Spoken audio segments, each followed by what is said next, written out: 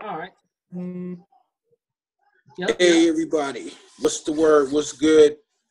It's B.A. Ben Abraham and Sister Ashanti. And for those who are listening to us, we're going to go over Exodus 29. We're just gonna keep it a little simple. Do something a little laid back. Just do some expounding and some building. Scripture building. It's not necessarily a whole study. We're just going to do put a few things together, see if we come up with some concepts or see something different. Just watch. Just watch how me and sis do. You know what I'm saying? This is how we build. All right. Yeah. Go ahead. Let's see. Exodus 29, you say, right? Yep. Starting at verse 1. I think we should read the whole chapter of Exodus 29. And I want to see if you peep something, Okay. glean on a particular concept. But go ahead. Okay, for sure. What we're gonna do, I'm reading from the Greek Septuagint. And it reads, Exodus 29, we're going to pick up at verse 1. And these are the things which thou shalt do to them. Thou shalt sanctify or set apart them. Set apart them, so they shall serve me in the priesthood. So we know we're talking about the priests. So Aaron and his sons, right? The sons of Aaron, exactly. Yeah. And thou shalt take one young calf from the herd and 2 unblemished rams, and unleavened loaves kneaded with oil, unleavened cakes anointed with oil. Thou shalt make them of fine flour of wheat, and thou shalt put them on one basket. Put them on one basket, and thou shalt offer them on the basket, and the young calf and the 2 rams. Verse 4. And thou shalt bring Aaron and his sons to the doors of the tabernacle of testimony, and thou shalt wash them with water. And having taken the garments, thou shalt put on Aaron thy brother both the full-length robes and the ephod and the oracle. And thou shalt join for him the oracle of the ephod. Join for him the oracle to the ephod. And thou shalt put the mitre on his head, and thou shalt put the plate even of holiness on the mitre. What's the mitre, B.A.? Turban. Yeah, the thing on top of their head. That's right. Okay. Mm-hmm. All right. And thou shalt take of the anointed oil, and thou shalt pour it on his head, and shalt anoint him. And thou shalt bring his sons and put garments on them. And thou shalt gird them with the girdles and put the tires upon them, and they shall have a priestly office to me forever. That kind of lines up with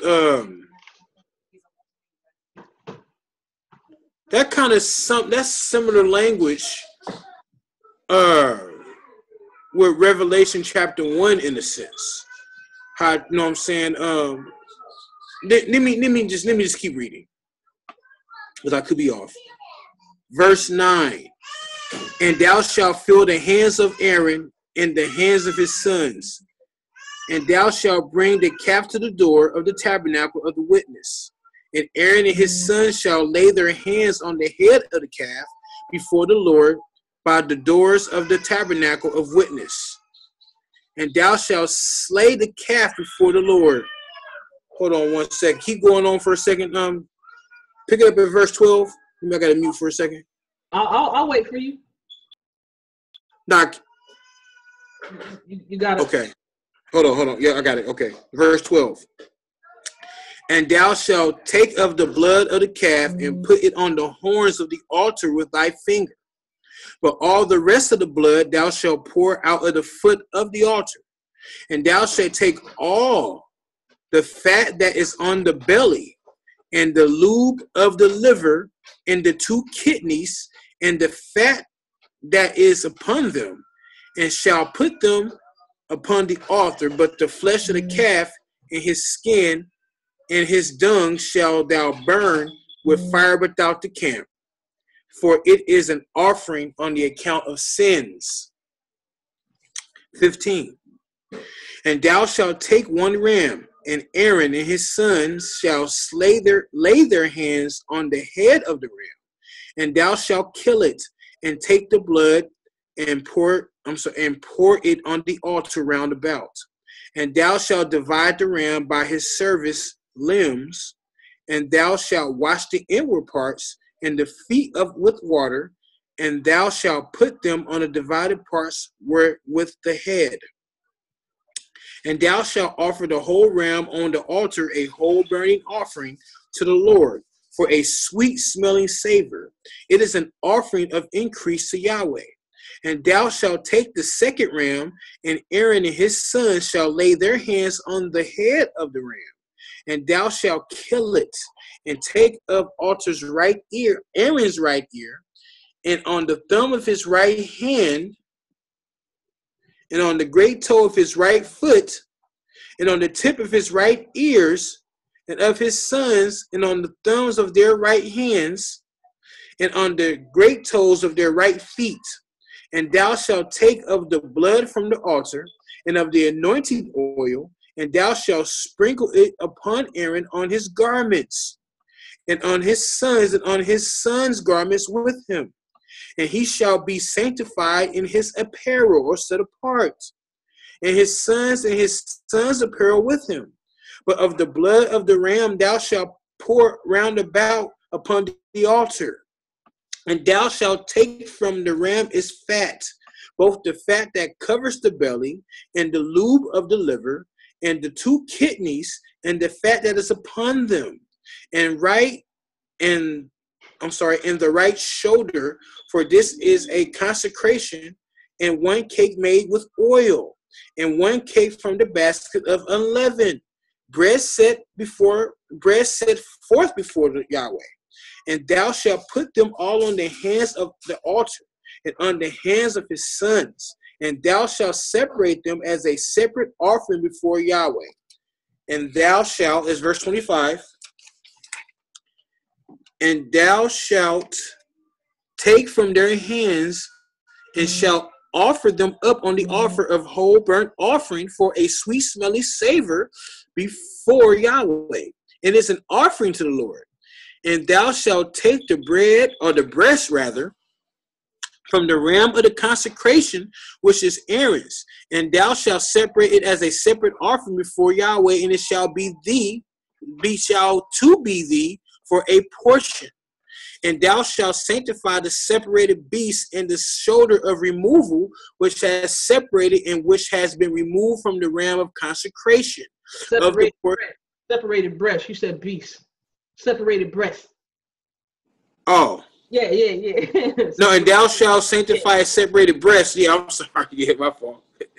And the shoulder of removal, which has been separated and which has been removed from the ram of consecration, of the portion of Aaron and that of his sons. And it shall be a perpetual statute of the children of Israel to the sons of Israel to Aaron and his sons, for this is a separate offering. And this is the second ram too. And it shall be a special offering from the children of Israel, from the peace offering of the children of Israel, a special offering to the Lord.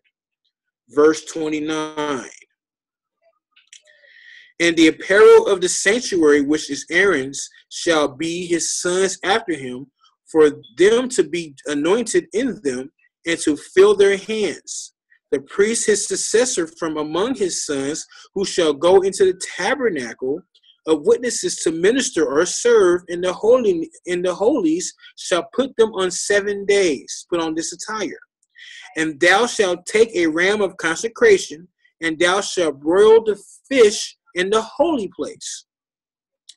And Aaron and his sons shall eat the flesh of the ram. Wait. Go back. You said the fish. Yeah. What verse? Let me go. Oh, well, I'm hold on. I think, hold on. Let me start back at 29.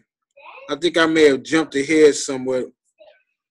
And the apparel of the sanctuary, which is Aaron, shall be his son after him, for them to be anointed in them and to fill their hands.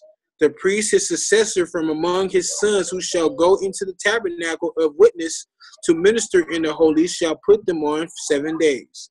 And thou shalt take the ram of consecration, and thou shalt broil. I said that's flesh. My fault. Hey, all right, yeah. Come on, yeah, man. Instead of fish, right? Okay. Yeah. Right, shall boil the fish of the flesh. What verse you on? I'm at verse 30. All right. 31. Yep. And thou shalt take the ram of the consecration, and thou shalt boil the flesh in the holy place. And Aaron and his sons shall eat the flesh of the ram, of the second ram, right? In the loaves in the basket by the doors of the tabernacle of witness. They shall eat the offering with which they were sanctified, to fill their hands to sanctify them. And a stranger shall not eat of them, for they are holy. And if aught be left of the flesh of the sacrifice of consecration and of the loaves until the morning, thou shalt burn the remainder with fire. It shall not be eaten. Sorry. It shall not be eaten, for it is a holy thing, or a set apart thing. 35. And thus shalt do for Aaron and for his sons according to all the things that I have commanded thee. 7 days that thou shalt fill their hands. 7 days shalt thou fill their hands. And thou shalt sacrifice the calf on the offering, the calf of the sin offering on the day of purification. And thou shalt purify the altar when thou doest perform consecrations upon it. And thou shalt anoint it as to sanctify it. 7 days shall thou purify the altar and sanctify it, and the altar shall be most holy. Everyone that touches the altar shall be hallowed. All right, pause right there, BA. It said in verse 31, take the ram of consecration or ordination, right? They're being ordained to be priests, right? So it says, yep. Take the ram of ordination or consecration and cook its flesh in a holy place, right? Yep. And then over in verse 35, it says 7 days you shall ordain them, right?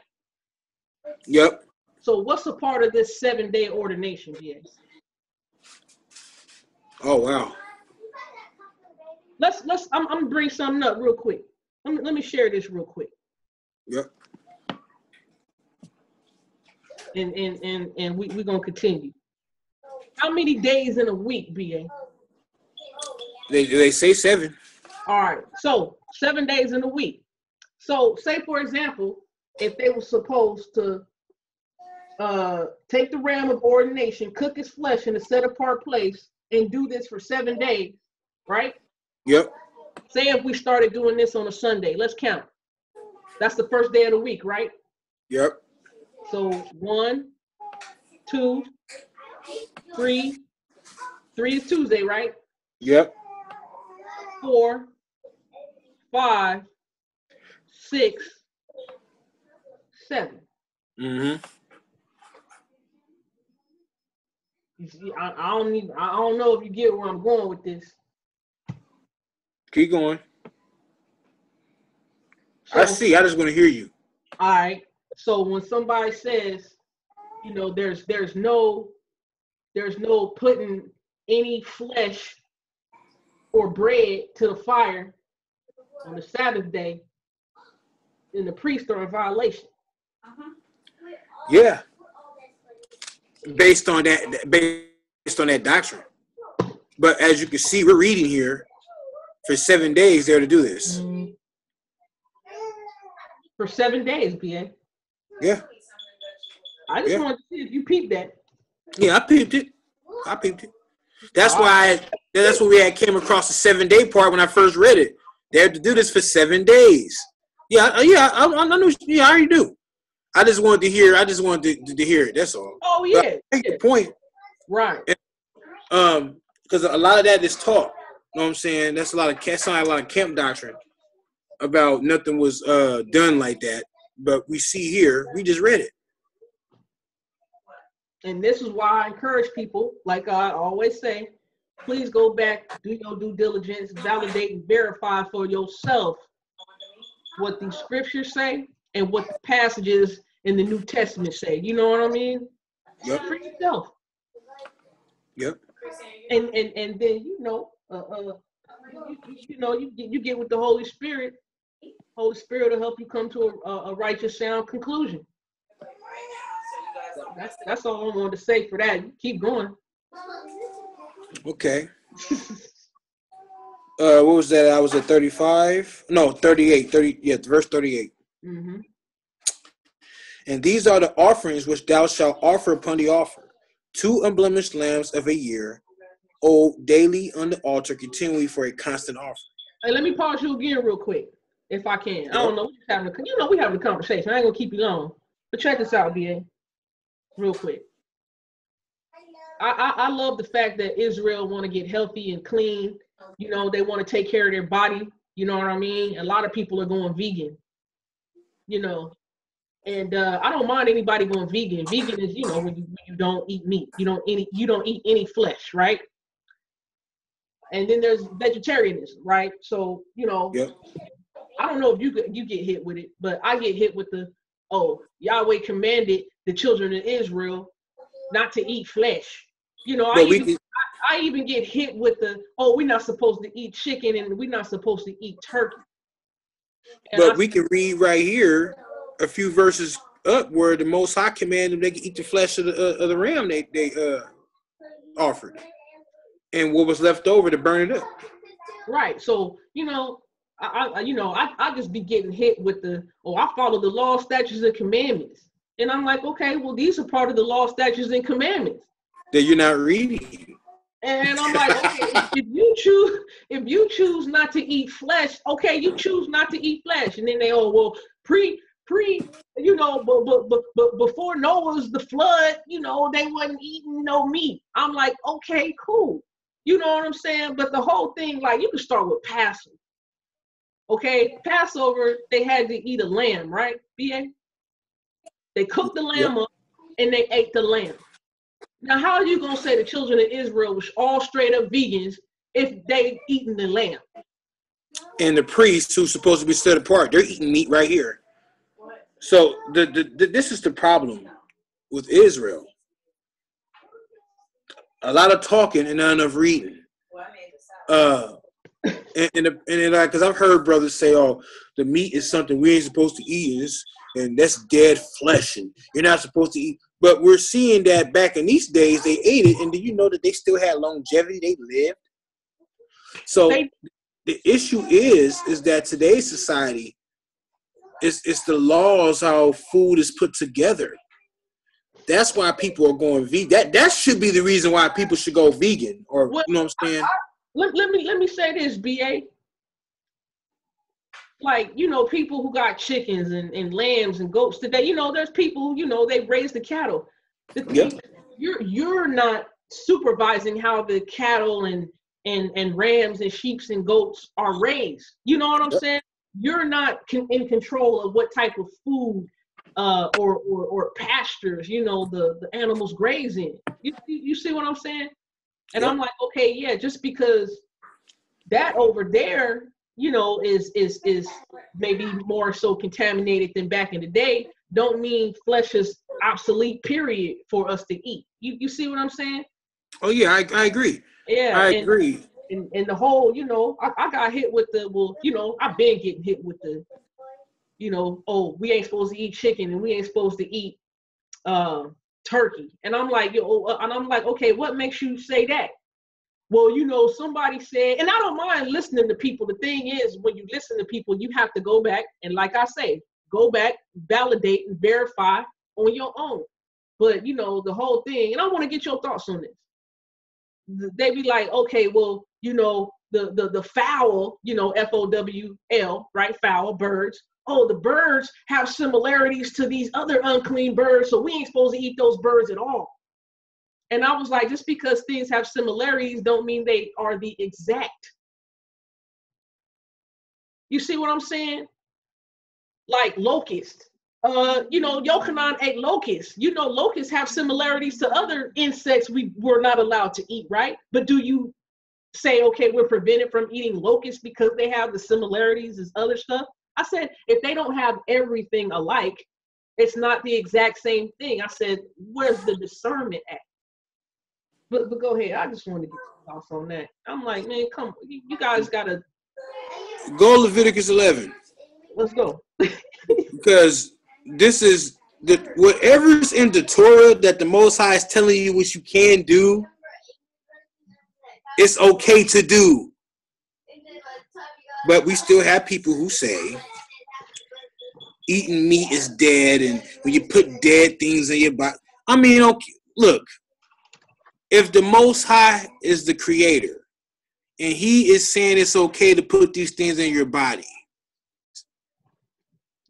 then I'm going to go with that. But we got to remember again, when food is the way the food labor laws and how food is preparated nowadays, this is why people are starting to go back to a veggie vegan diet, which is nothing wrong with that. Right. But if you're raising up your own cows and goats and lambs and all that, then that is meat that I will eat that, because I know what I'm putting into it, no chemicals and all that other good stuff all the stuff that shouldn't go into it. Or what I do, from time to time, I like to bring in deli meat here at the house for Kaija. I go to the health store where I know the meat is no GMOs and no shots. It's all grass fed. But I just want to read Leviticus 11. Yeah. And we have read this millions of times. If it was not supposed to be here for us to eat, then it shouldn't be in here. That's the problem. But I'm gonna go Leviticus 11. I'm the classic. I'm just gonna read the first four or five verses, and from the Septuagint. And the Lord spoke to Moses and Aaron, saying, "Speak ye to the sons of Israel, saying, These are the beasts which ye shall eat of all the beasts that are upon the earth." Stop right there.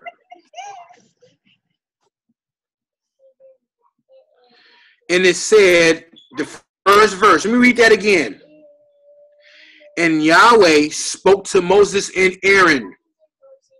It didn't say Moses and Aaron said. It said the Lord or Yahweh. Uh-huh. So if it's coming out of his mouth, then guess what? It's valid. Let's read verse 3. Every beast parting the hoof and making divisions of two clawed and chewing the cud among beasts, these ye shall eat. He's being specific here on which beast you shall consume and beast you shall not consume. That's simple. What's that example with the prophet Elijah? When he was, I forget where he was at, but, and I could be getting the story mixed up. I think it's somewhere to where he was about to eat something, but the Most High had intervened and sent him some doves. It was some, I can't remember what it was. Is that, no, that, I don't know. I would probably have to, I'd probably go back and look it up, but it was a time, it was either Elijah or Elisha, I can't remember. And they were tempted to eat some unclean meat. But the Most High decided, or maybe I could be getting it somewhere else, but I don't want to bring it, I don't want to mention it unless it's there. Could have been some, no, I'm saying, I'd probably go back and look at it. Right. The point is that it's right here in the Torah. It's right here. So let's not, see, this is my thing. This is my thing with Israelites, man. I'm starting to see a spirit.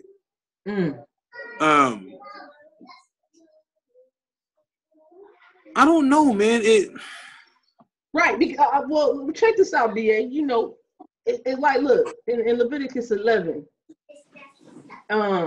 you know, starting at verse 9, it says, these you do eat of all that are in the waters. Anyone that has fins and scales in the waters, in the seas, or in the rivers, that you do eat. Verse 10, but all that have not fins and scales in the seas and in the rivers, all that move in the waters, or any living being which is in the waters, they are an abomination to you. So let me ask you this, or let me put this thought out there, BA. You know what I mean? And this is how I talk. Excuse any, you know, body out there who will listen later. You know my passion sometimes. But fish that have fins and scales look similar to fish that don't have fins and scales, right? So when somebody says, oh, okay, well, they have similar characteristics, I'm like, yeah, they have similar characteristics, but they don't share exactly the same thing in common, right? So when I hear somebody say, okay, well, you know, these things have similarities to the chicken and the turkey, so you can't eat no chicken and turkey, I'm like, is it exactly like that, or is it the minor differences you not really heeding? You know what I'm saying? Because those minor differences, they're showing that it's okay. A minor difference, right, between a catfish, right, and a salmon, BA, is what? Fins and scales. Am I supposed to throw away all fish together because they have some similarities? You see what I'm saying here? So, yeah. I still eat fish. That's the meat I've been eating as of late. Me too. Salmon. Salmon. You know what I'm saying? So, and I love salmon. Good, healthy omega fatty acid. Exactly. I know a lot of people eat a lot of sardines. You know what I'm saying? So, that's more of the meats that if I do consume meat, that's what I'm doing nowadays. And since I've been doing that as of late, with more emphasis on it, I do feel a whole lot better. Right. But over a month ago, I was just not, you know how your body just don't, yeah. And now I see a difference now. Yeah.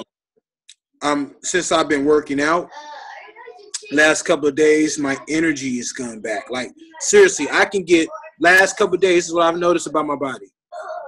Since I've been doing more, eating a lot of garlic and things of that nature and stuff like that, and a lot of vegetables, and drinking water and apple cider vinegar and things of that, and I've been eating a lot of cayenne pepper too.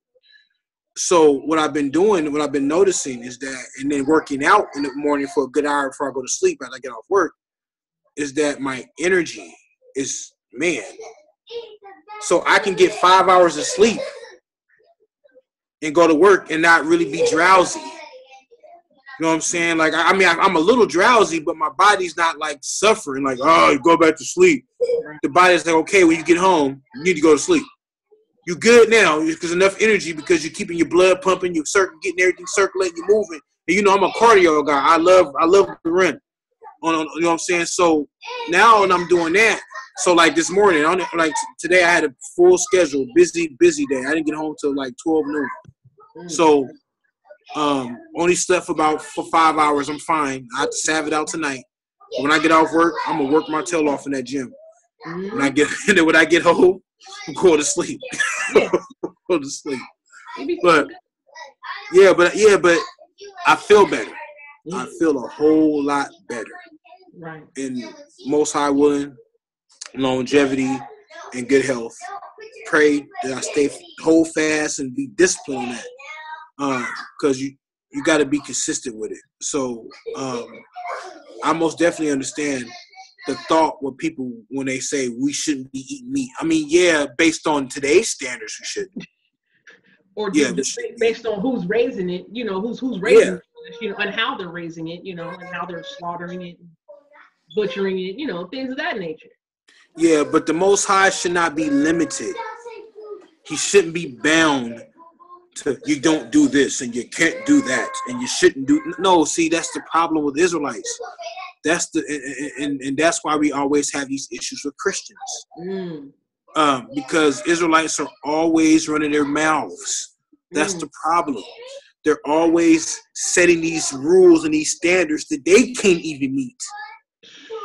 That's the problem. Look, like I said yesterday, to the brothers on the Man Up, and no shouts out, no disrespect, no one listening now if they will be live or archived. If you're going to keep the teachings of the Most High mediated through Moses, keep them. Stop boasting about how much Torah you know and keep. Stop. Go to Exodus 19. We're just going to stay in the Torah.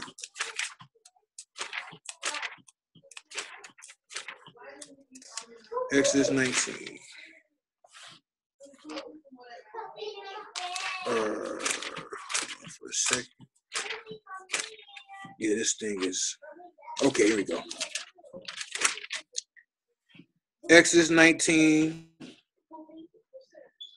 we're going to pick it up. Hold on.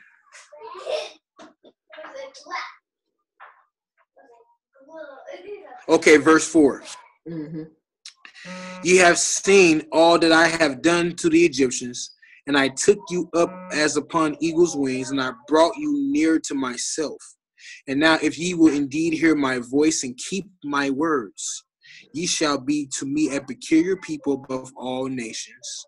For the whole earth is mine, and ye shall be to me a royal priesthood and a holy set apart people.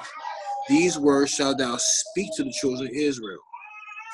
You see, he didn't say, he said, keep my words. He didn't say boast. He said, just do it. He didn't say have a debate on how to do this and how to do that and argue about what size your fringes are or your phylacteries or all that. No, he didn't say none of that. He just says, just do it.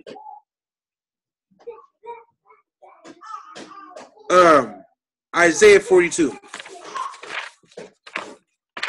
Just gonna stand the law and the prophets. We ain't got to go to the New Testament. We're just gonna stand the law and the prophets. The foundation was set there. And you know, while you go in there, BA, I want to say that not only is flesh a living creature, plants are also living organisms. They're dead when you cut them, or they're dead when you pluck them out of the ground. Yeah, but you know, then they say, well, it's blood and all. Look, this.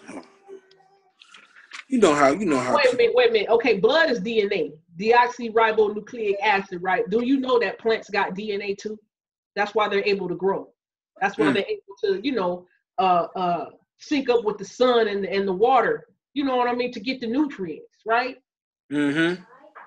I mean, this is stuff, BA, that I know I learned in elementary school, and I probably don't remember every tidbit about plants and photosynthesis, but you know, a plant is a living organism. Anything that you put in the ground as seed is a living organism, and it has a life. You know what I mean? Mm-hmm. So yeah, so not only is an animal life, a plant is life too. And you cut off that life once you take it from the ground or take it from the tree. Exactly. But Isaiah 42, you going to? Yeah, Isaiah 42. And it was something in here.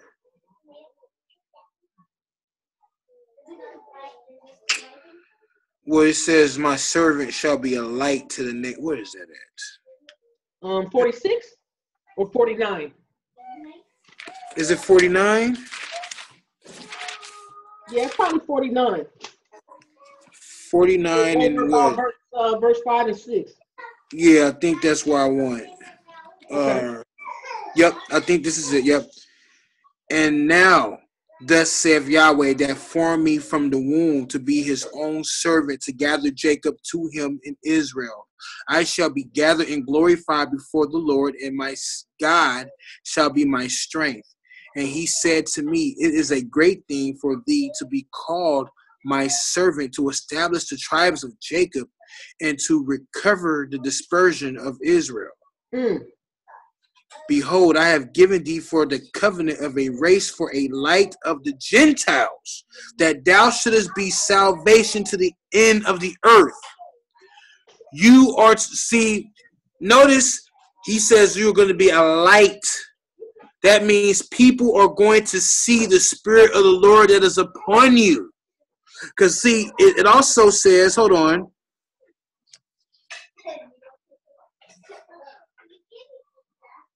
Let's go back to verse.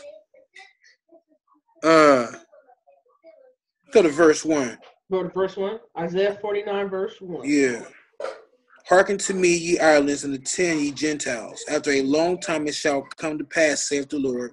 From my mother's womb he has called my name, and he has made my mouth as a sharp sword, and he has hid me under the shadow of his hand. He has made me as a choice shaft, and has hid me in his quiver, and said to me, thou art my servant, O Israel, and thee I will be glorified.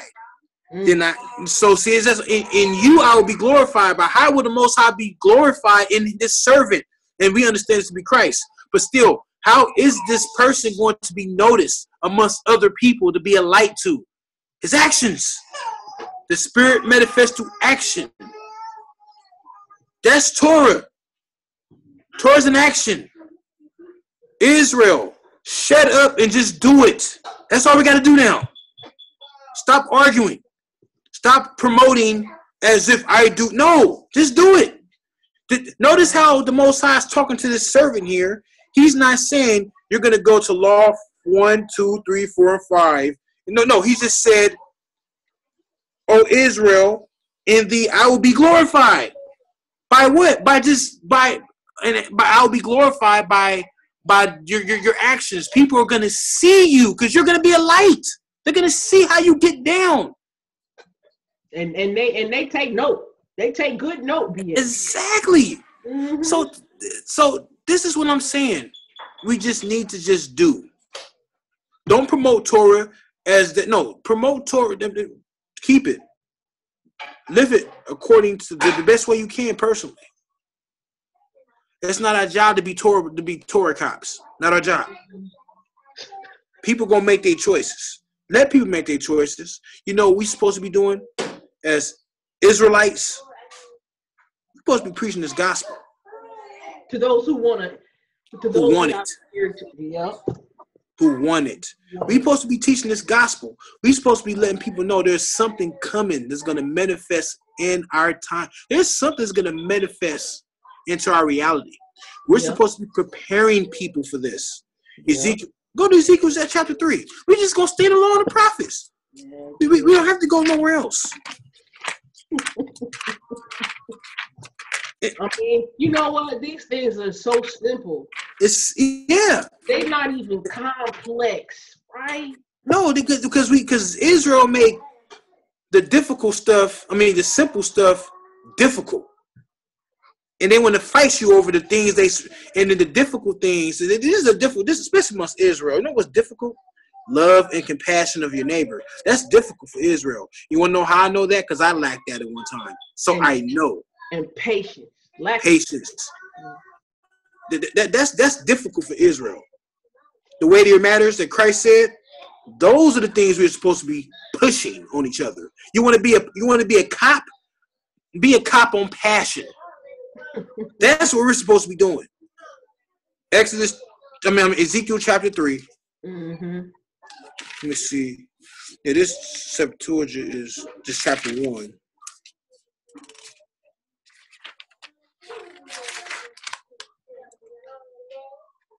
Hold on, I'm there. Just give me a second. Hey, I don't like how this thing is numbered. I hate how this thing is numbered. That's 8. Okay. That's 6. That's 4. Okay. Cool. I think this is what he wants. No. Ezekiel chapter 3. And it reads, but there is no, hold on, what's going on? Am I looking at this right? But the point is,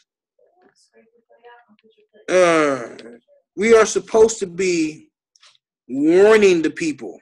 Man, this is like, I like to call it, BA, just dropping a little jewel real quick. Just dropping a little morsel of a jewel. You know what I'm saying?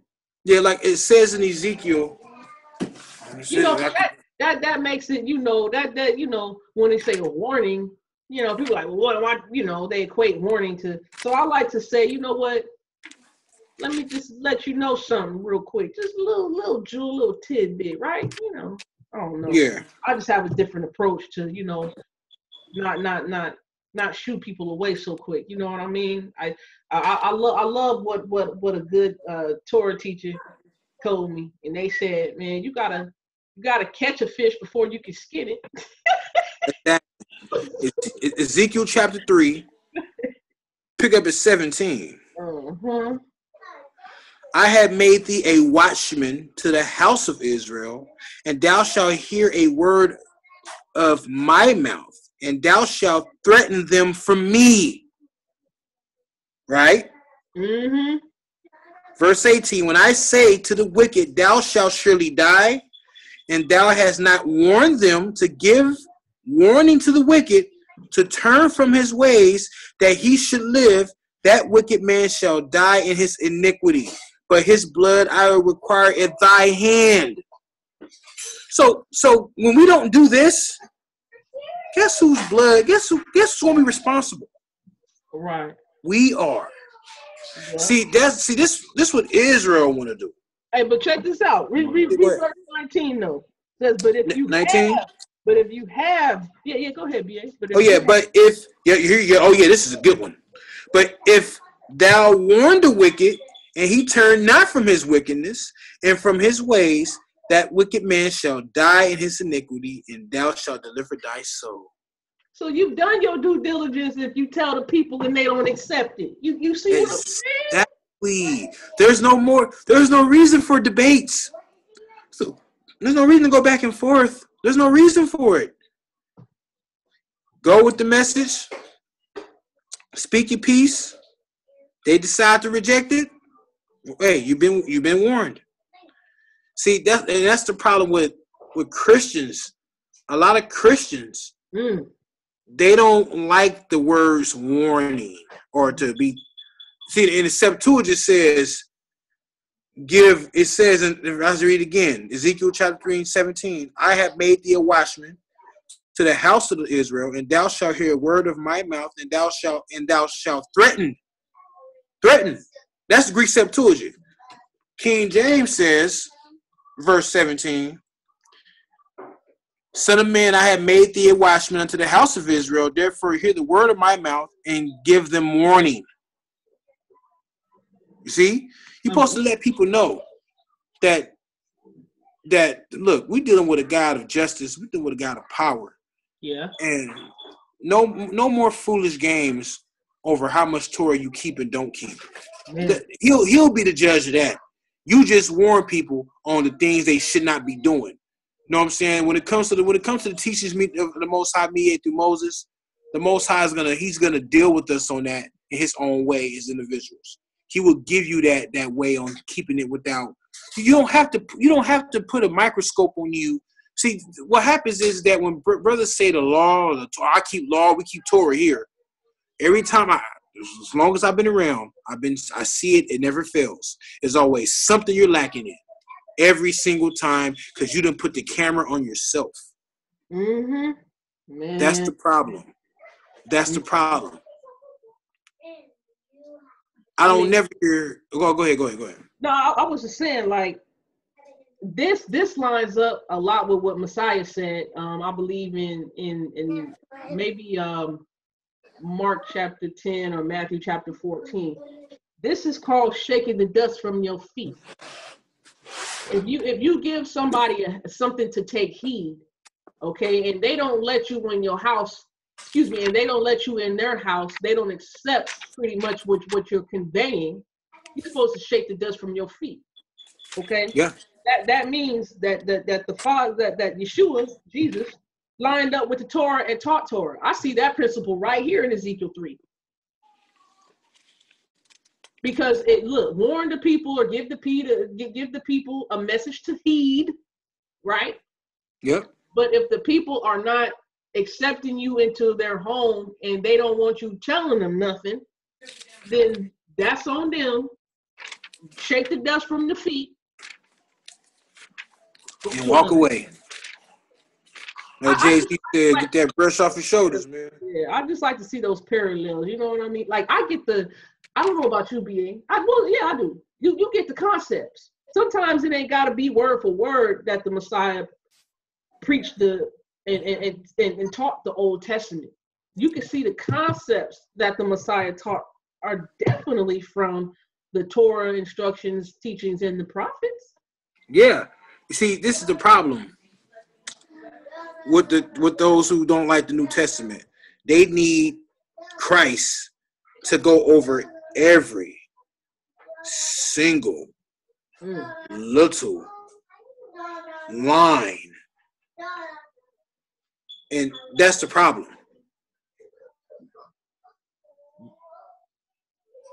If you see Israel, they had it to where they had to go over every single little line. And guess what? They still messed up. So there was always a right way to do it. And we understand that right way was hidden in the law and the prophets. He was always there. The concept was always there. The Most High just had to allow it to be manifest in the flesh. That's all he allowed it. You know what I'm saying? So, and a lot of people don't see that. Like I said last night, Christ he's not open for debate. Me? Because he said, go to Matthew 11. I always go to it, Matthew 11. It's very simple. It's very simple here.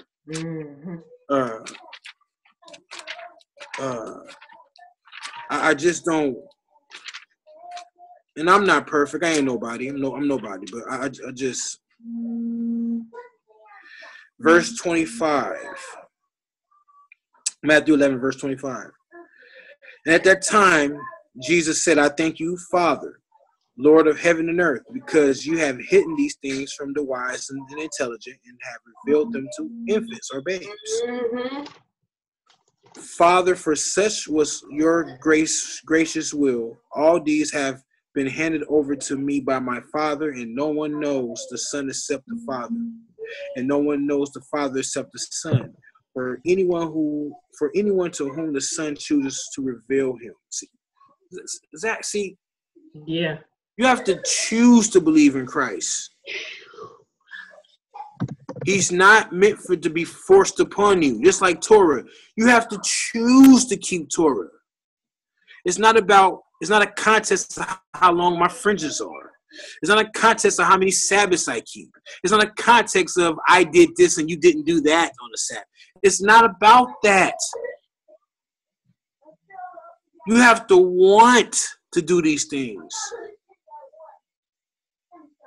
Man, BA. But yeah, that was in it's in Matthew chapter 10, Matthew chapter 10, where it talks about shake the dust from the feet. I just wanted to put that out there. Sometimes I get areas confused, but yeah. Yeah, man, because like I was doing I'll bring this up and I'll try to be too long on this one. Oh, you good. Like when it comes to these different debates, there was a reason why I did the one-on-one with Chris Harris. There's a reason why I did that. Because we need to understand, examine people's personal views or their different understandings on certain prophecies. You want to debate on a prophecy. Man. I would love to hear a debate on Jeremiah 23. We ain't got to get to specifics. We ain't got to get into specifics of what was said, what was not said. I would like to see I would like to see a debate on that. That's something worth debating on, because you want to know why. Because on that debate, someone's right and someone's wrong. Yeah. So that's the thing. Like, you want to debate? If you're going to debate, then guess what? It's got to be some things that's got to be clear and cut. There's just certain things that's just clear and cut as day. Yeah. But when it comes to Christ Himself, to be honest, that's just clear and cut too. You have to want to believe it. But we have individuals who feel like, no, I'm just going to keep Torah.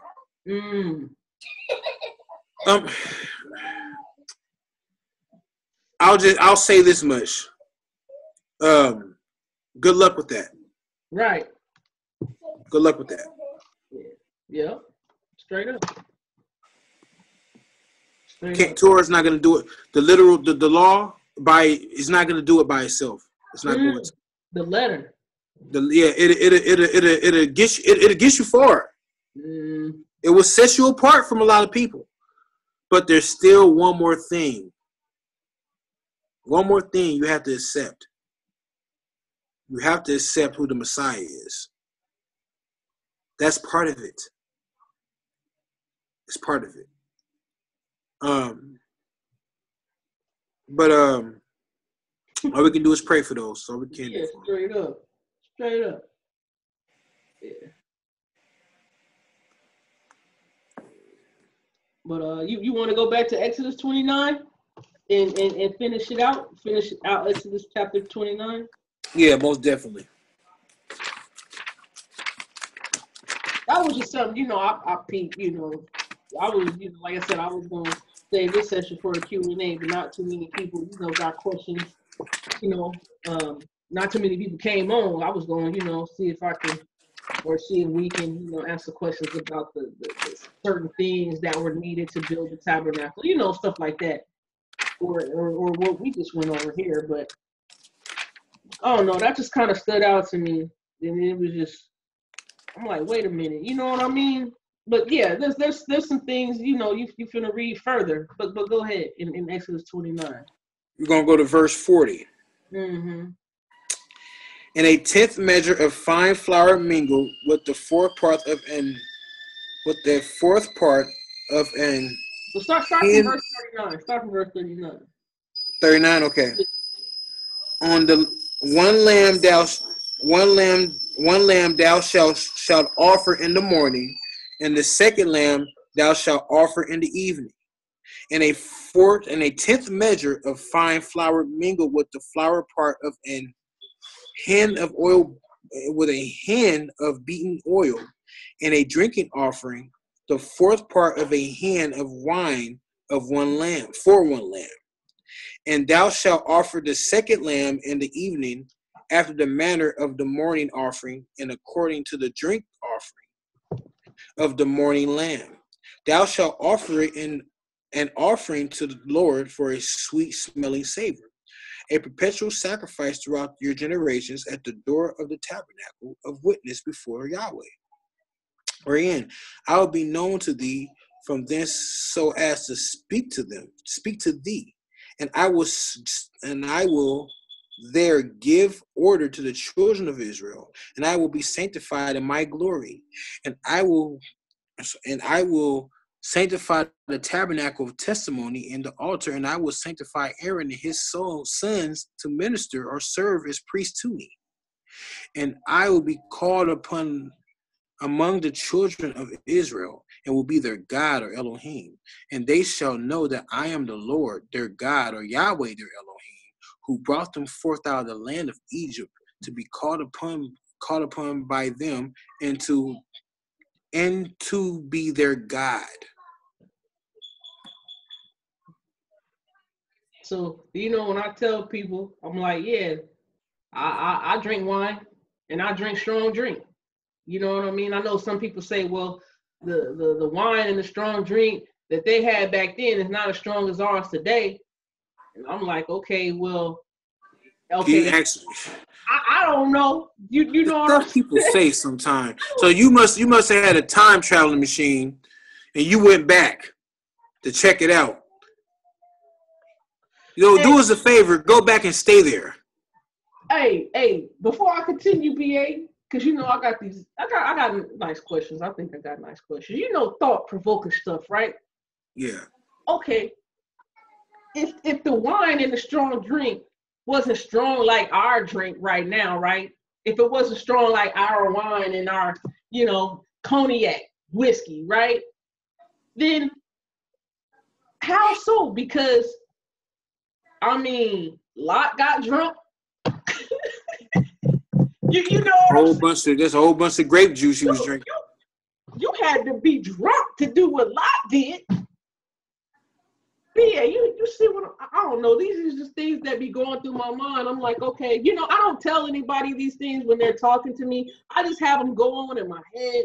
I'll be like, dang, yo. I'll be like, man, you are you telling me they didn't get as tipsy? Because I mean, we see stories in here where the people got tipsy and they did some things. Noah, right? and he didn't know he was so tipsy to the fact that he didn't know what his son was doing, right? Now, I'm, you know what I'm saying, VA? Like that was, but a hen is like right less than a gallon. It's like almost a gallon, but right less than a gallon. So I'm like, yeah, when people say, okay, well, I don't drink anymore, I'm like, okay, yeah, if you don't drink anymore because you don't know how to stop abusing it or drinking in excess, you know what I mean? Yeah, maybe it's not for you.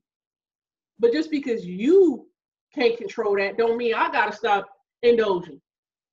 You see what I'm saying? Yeah, because that's that Pharisee type attitude, and that's also like a sign of jealousy in a sense too, because people see that you have order over your life in a sense, so they're like, it kind of kills them inside to see somebody else. Dang, I can have all this and have all that. I had this, I had all that, and I couldn't have. That's not fair. No. It's not their fault that you can't conduct yourself and control yourself. They shouldn't have to suffer. No. Yeah. I'm big on that. Like, there's people who just feel like others who are around them that may have a certain amount of money. Like people think over here, I'm just balling out of control. Mm-hmm. And that's not the case. Right. I will admit, do I manage money? Yeah, I do. Right. I save? Yes, I do. Right. But the thing is that you have some people that feel like, well, you just shouldn't be over there just living like that. You're supposed to give. I'm supposed to? How they know you don't give? Just because you still have enough left to do what you do. You know what I'm saying?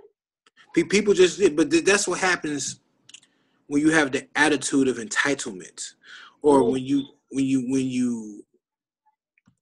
I don't know. As I get older, I find myself kind of not dealing with people. I just have to kind of cut them off in a sense, because I'm getting to, I can't tolerate it no more. It's starting to like.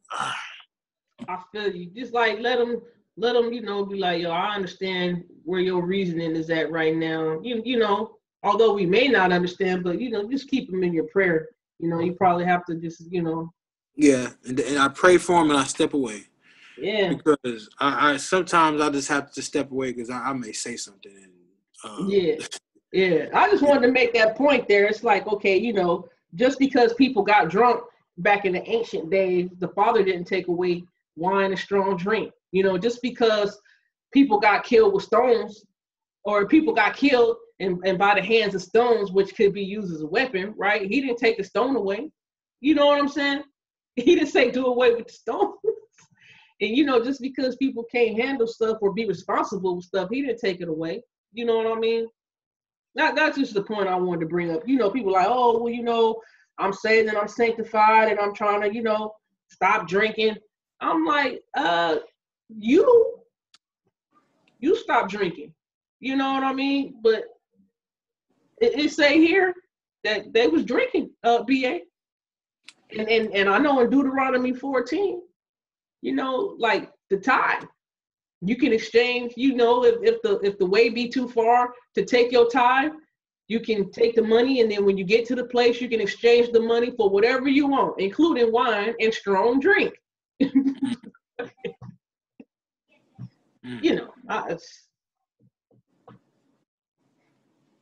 don't be trying to cut nobody, BA. But the thing is, when people come cut themselves, stuff, man. I just be like, yo, okay, let's take it back and let's see if you hear what you're saying. People cut themselves. That's what it is. They cut themselves. They don't even realize it though. I'll be like, and I have. I know because I've done it. So that's what I'm saying. Like nowadays I just sit here and just listen. I just listen. Yeah. Certain things not even worth engaging no more. It just isn't. You're right. Yeah. I'll be like, yo, okay, I see what you're saying. But let's take it back. Now again, you told me what? You know what I mean?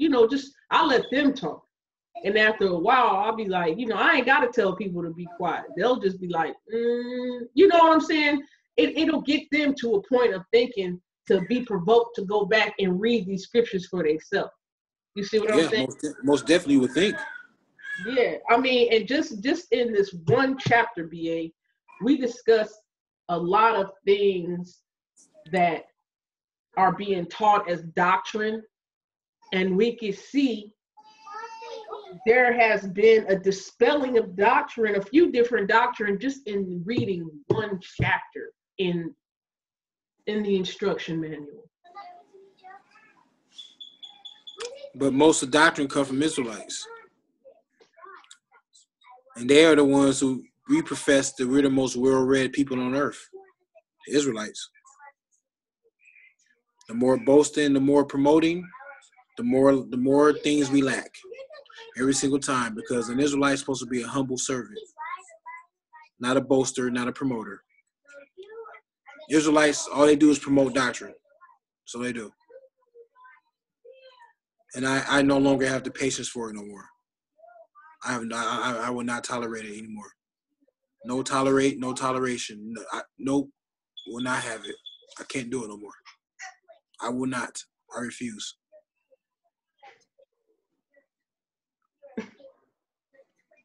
I'm just amazed to be at what I just saw and what we just propaganda. I'm just amazed. Propaganda. Yeah. Just by reading one chapter, being. Yeah.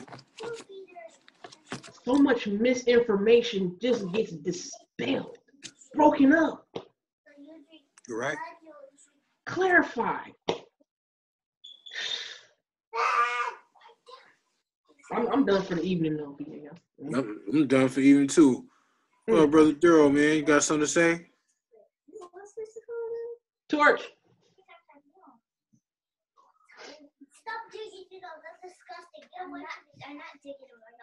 Hey, y'all be cool. Y'all be cool. Stop. Okay, maybe he don't. Yeah. But yes, sis, y'all gotta, you know what I'm saying, gotta hear you get ready to do slave labor for the night. Right. What's your question? No, we were just seeing if you had any questions or comments or observations. That's all, bro. Oh, yeah. So y'all making an excellent point about what needs to be done and what areas to kind of get away from. You know what I'm saying? But the next step now, because I mean, we've had that conversation more than a couple of times. So the next step now is to just start showing up and showing out. Like show up, had a lesson plan ready to rock. Make sure ain't none of the examples tied into nothing that somebody could consider anything that we're trying to stray away from. Yeah. You know what I'm saying? So we don't fish them in. You know what I'm saying? We just go in there with these lessons like Brother Daryl was kind of saying last week. Going there with these lesson plans, get them knocked out. You know what I mean? People should already be studying throughout the weekend.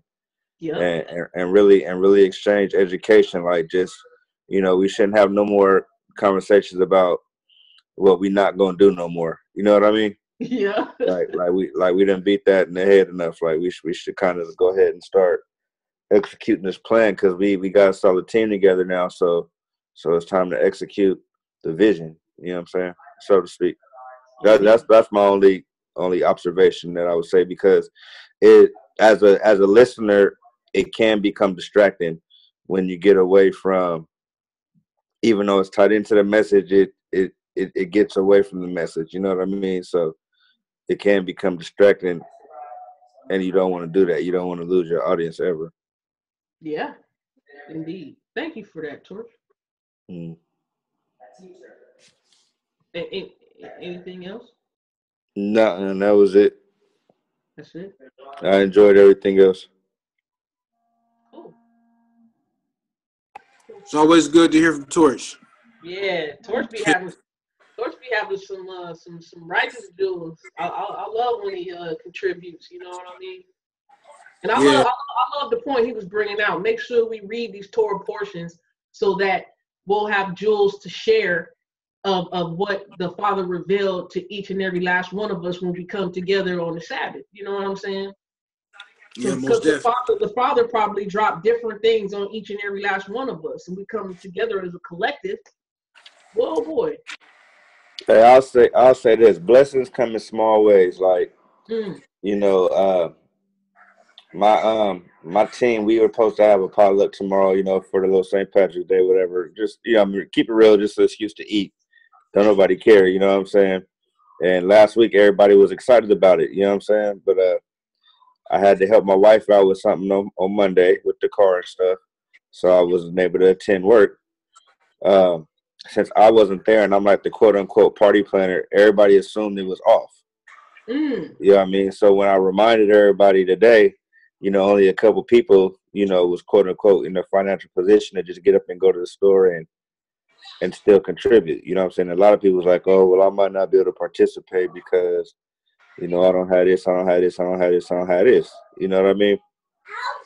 And I say all that to say this, like, it's funny because normally everybody brings one thing to the potluck, you know, but because, you know, my wife is such a blessing to me and we are to each other, you know, I was able to go buy a couple things.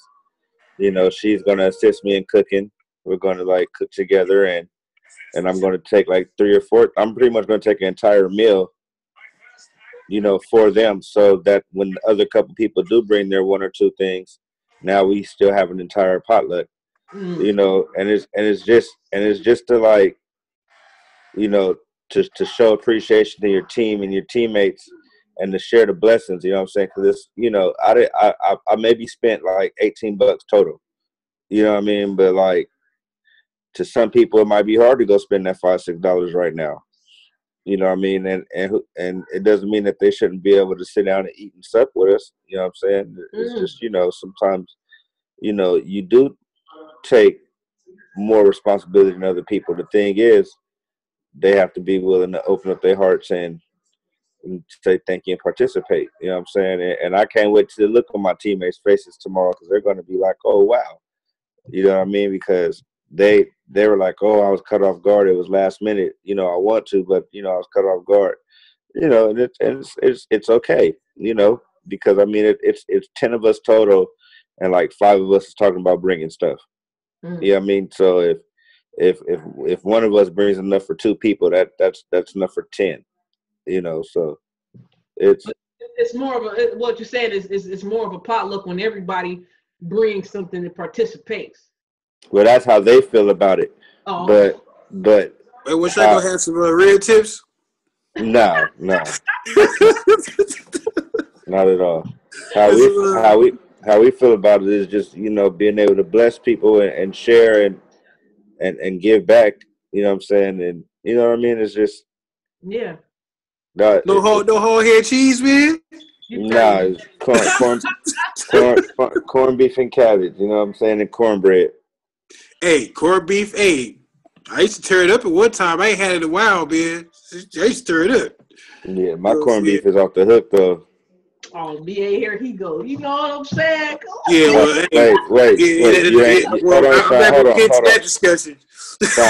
Sean, you didn't have my corned beef last time? I had your corned beef last time. Was it off the hook? It was I've had Torch's roast before. That was pretty good. That was pretty. Yeah, no salt. It was pretty good for no salt. It was pretty good. It was seasoned very well as far as the powder and the different things you put in there. A lot of salt, bro. You feel me? I'm trying to live. Oh yeah, most definitely. You know what I'm saying? But I can tell it was seasoned the way you did it. You know what I'm saying? It was the way like you use a lot of onion powder and garlic powder and a lot of pepper and things of that nature. No salt. You know what I'm saying? You use a lot of peppers and more herbs than anything else. Yeah, more herb, Yeah. But yeah, I mean, I'm gonna fall back. Y'all take it easy. Y'all yourselves a good All night. right, man. Hey. Yeah. Hey, did you ever think about starting a Facebook page for your beard? You know how James Harden got like the beard Twitter, the Facebook. You know what I mean? Like that would be dope. Cause you're getting long now, bro. You lengthy. You can do some dope stuff. Hey, you know what? I may give it some thought. Hey, I'll have you set it up and put it together. You can be a manager. It gotta be your imagination, but I'm just saying, watch what James Harden and them do. Like it's tight though. They be like, you know what I mean, like the Chronicles of the Beard. You know what I'm saying? You know what I'm saying? It'll be tight. Y'all be cool, man. I love y'all. Y'all be safe. All right. All right. Shalom. Much love. All right. Peace. All right.